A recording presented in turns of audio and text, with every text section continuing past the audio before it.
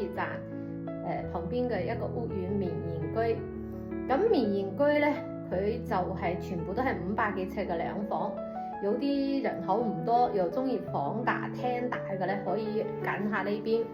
咁因為你挨住西鐵站嘅話咧，就去到龍門嗰啲兩房要大概去到600幾萬啦。咁呢邊咧成交價最近咧都係500左緊。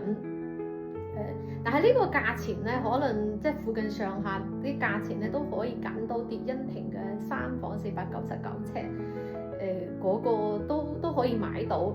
但係有啲如果你係想個廳闊落啲，又唔需要咁多間房嘅咧，可以睇下呢邊。咁佢自己都會有健身室啦、乒乓波、打乒乓波啦，咁焗下桑拿啊，咁燒烤都有，即係少少設施都會有嘅。係2002年恒隆發展嘅。咁呢個屋苑咧間價就方正，好易擺嘢，挨住屯馬線沿線咁樣去揾樓咧，呢個算係幾近西鐵站嘅一個屋苑啦。我哋一齊了解下。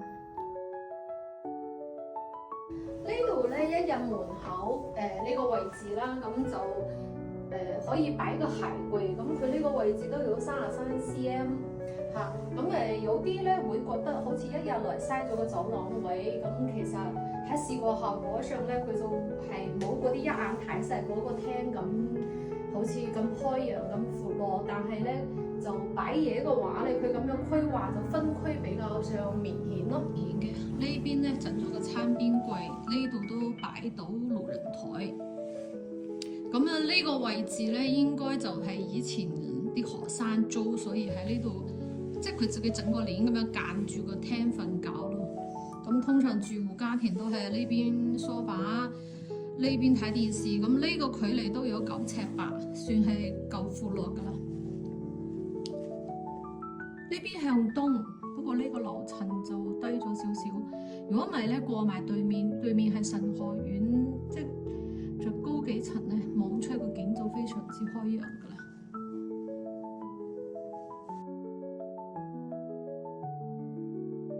呢個廚房咧都有成43尺度，咁啊中意煮飯嘅都夠用嘅。呢度係洗衣機、雪櫃。咁呢邊個窗咧望出係都係向東嘅。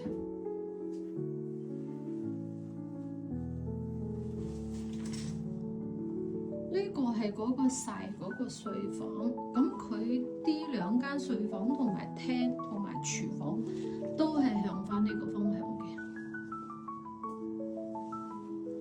咁啊呢度擺個單人床、衣櫃啊、書台啊，都擺得落，好見使。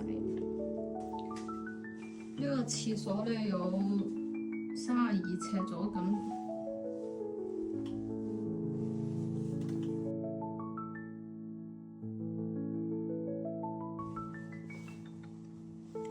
主人房就好闊落啦，呢度有個衣櫃位，已經有個衣櫃啦，跟住擺個雙人床，咁啊應該3面落床。